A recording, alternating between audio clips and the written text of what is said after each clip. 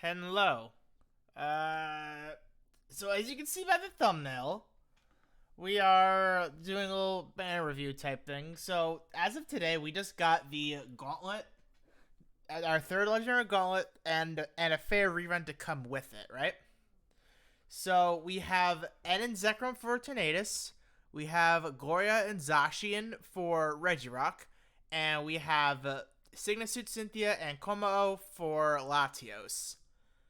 Now, how worth is this banner with what's out currently, with what could potentially be coming since we're getting data mines this week at some point?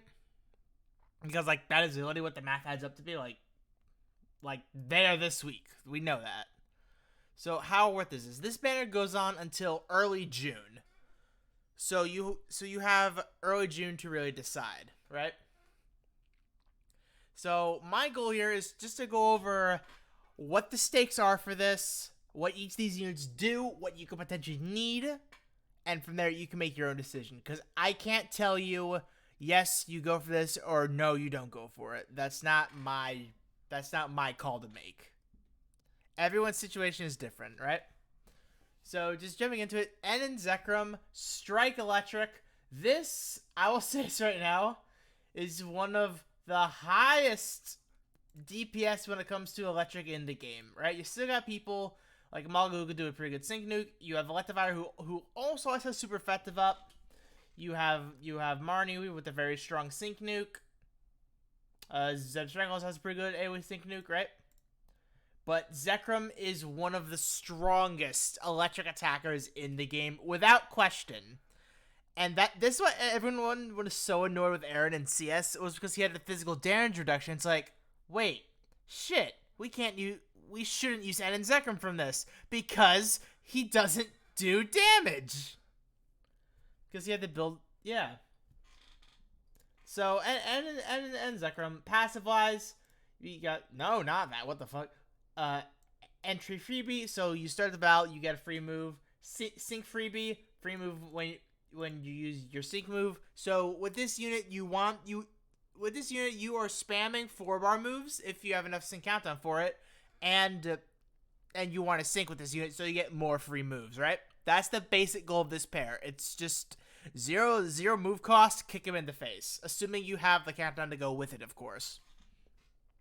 Piercing Blows grants all the following effects when the user is attacking with a move or sync move. Ignores passive skills that would reduce the damage of attacks.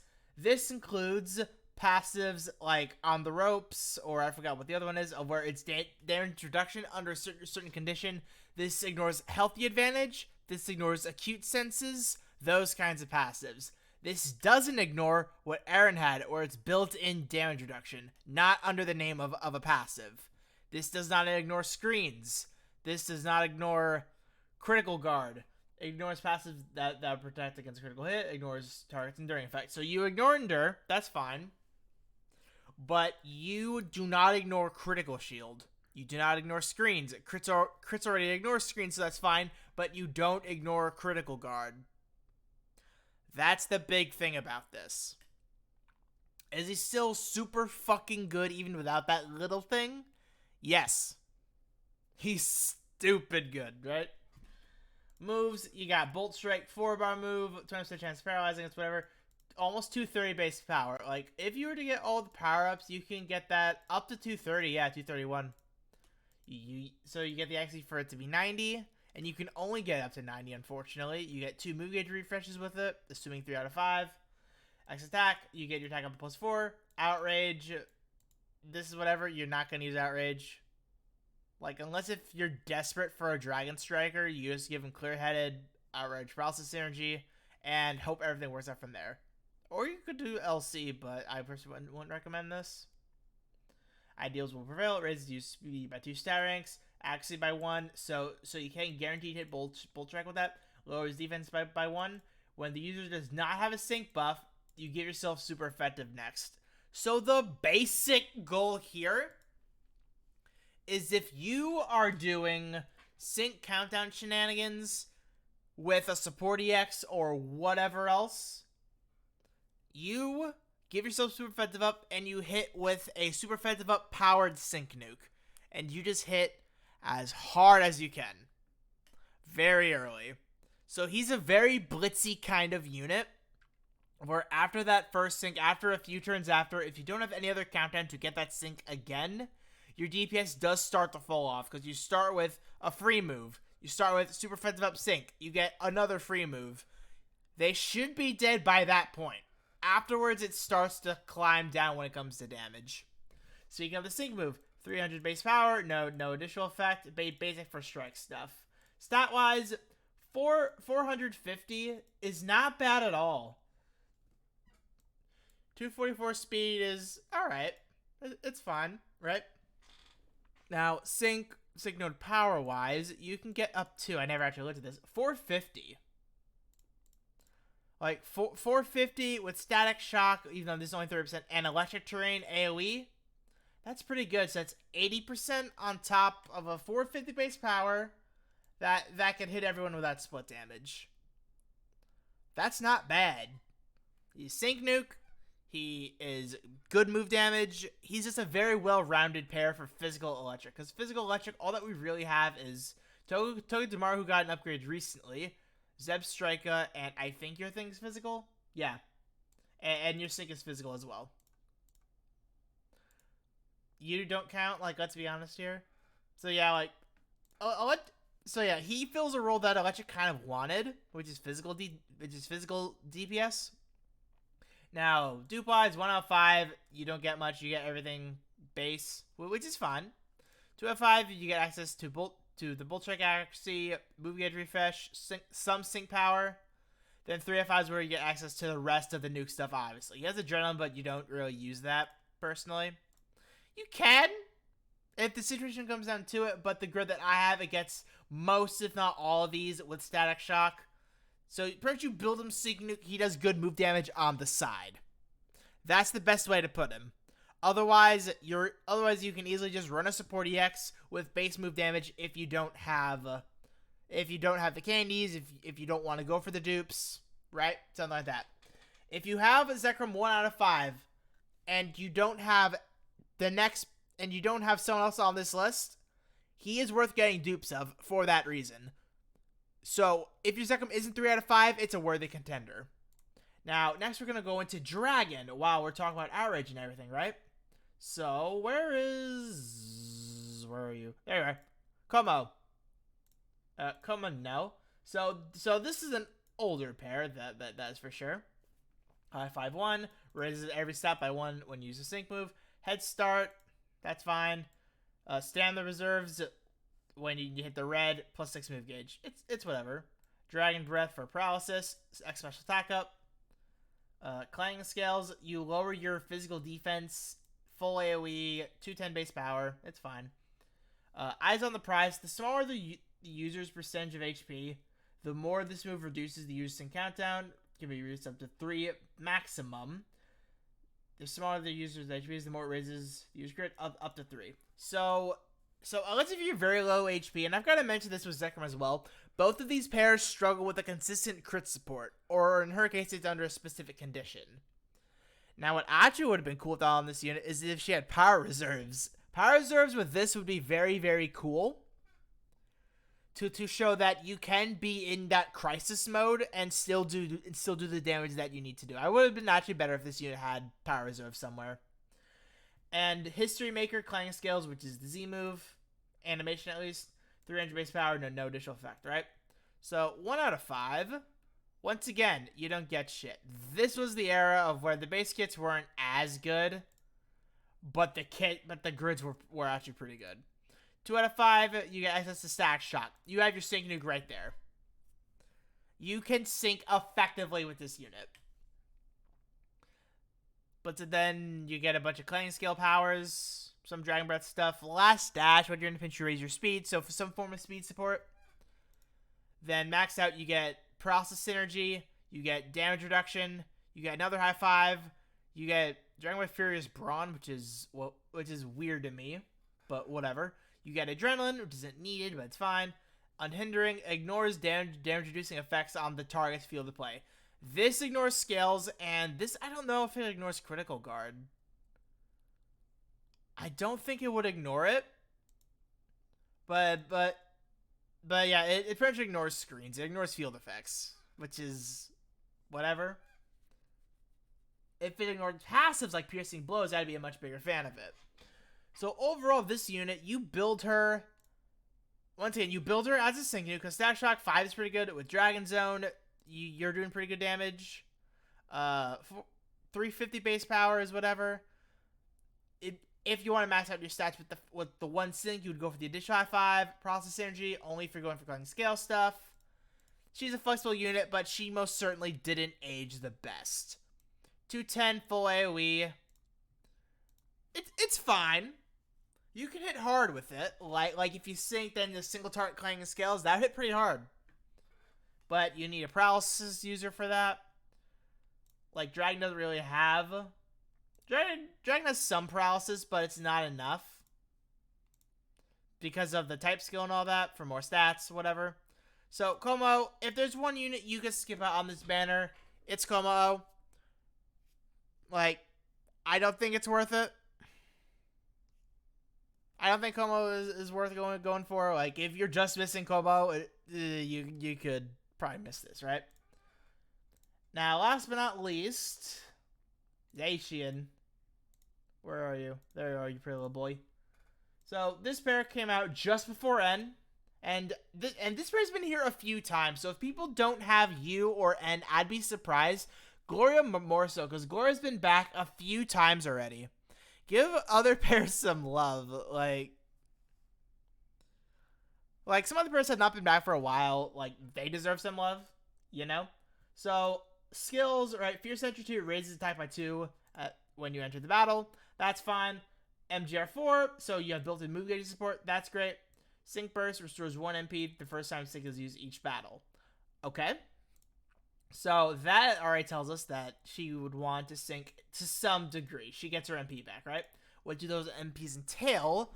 You got move gauge boost, which you don't really use. Like, I've seen this used maybe a few times, very rare situations when it comes to speed stuff, speed comps.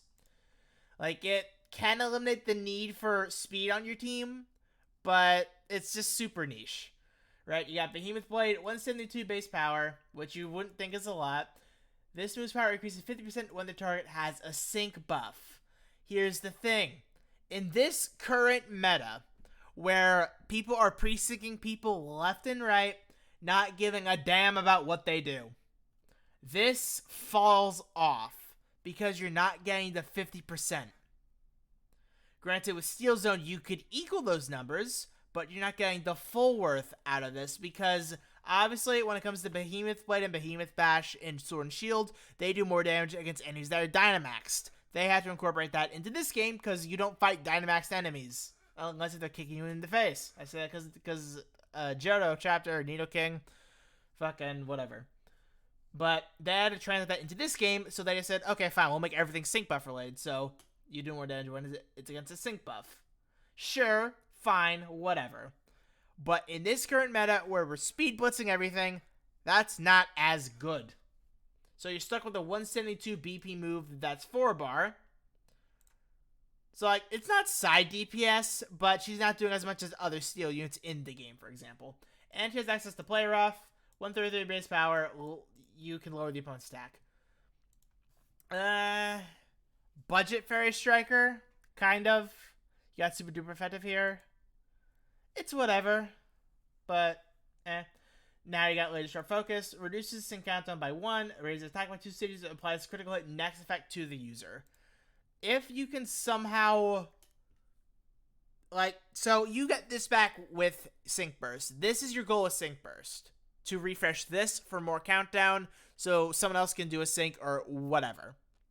But because Sync Burst and current meta, you would want her to get the first sync. It's almost like a mega for me, where it's like, okay, you're not getting Sport EX. This unit benefits most when you get the first sync. You would want her to get the sync. I treat it like it's a mega evolution, pretty much. But to then the sync, 240 BP, and once again, moves power increases when target has a sync buff. Exact same argument as Behemoth Blade, because obviously it's still Behemoth Blade.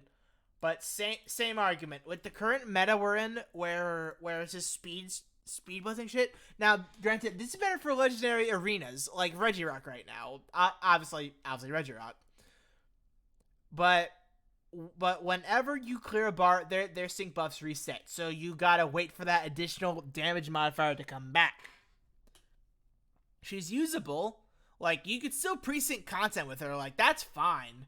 But you're not getting the full worth out of her kit. Now, that's all base kit. Right? 1 out of 5, you just get you get 1 Behemoth Blade power, 1 move gauge, some attack stuff. Like, you got 2 extra attack nodes there. Speaking of attack, you got 460, which isn't horrible.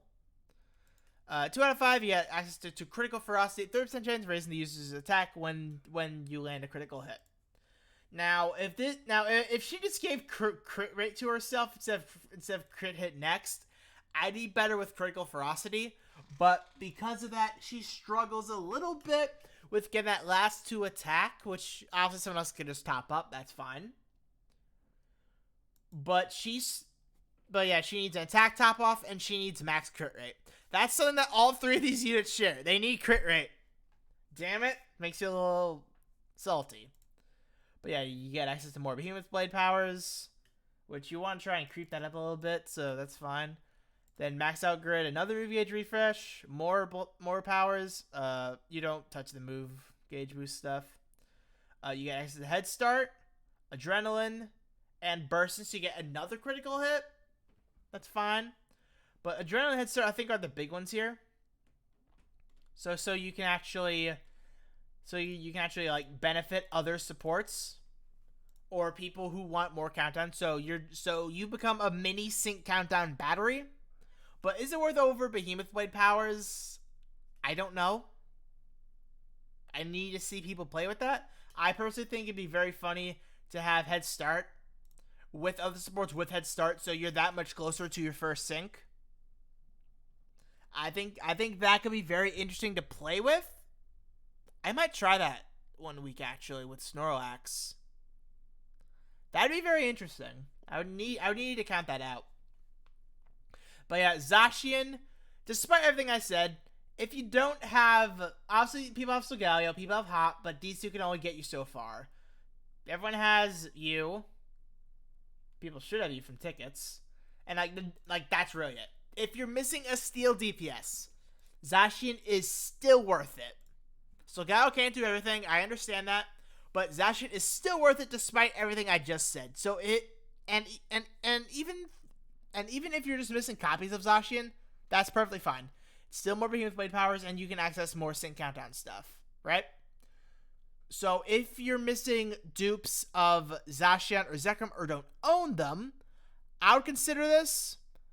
Like, if you don't have either, or preferably if you don't have both of them, don't go for this banner. Because we have Giovanni right now, strong, because Giovanni can also satisfy your steel DPS requirement. He also satisfies your poison DPS and your ground DPS. He does a 3-for-1, and that is super broken. Like, you just can't get more worth than that when it comes to units kit-wise. We have Hollow right now, who's a very good support for people like Silver, who just got their EX. Other fire types in general. Like, Hollow is very good.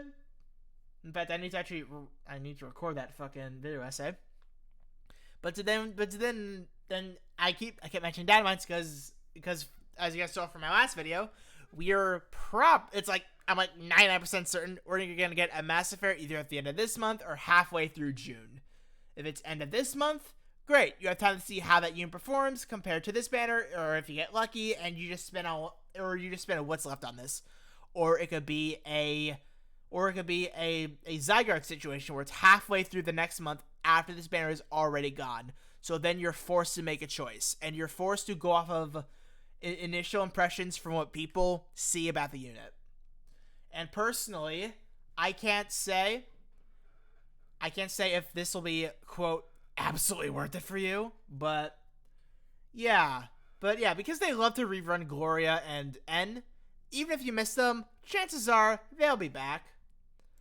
And yeah, hopefully this helped you guys come to a decision, or just enjoy watching me ramble about unit kits, because I like doing that. And I'll see you all tomorrow. Bye!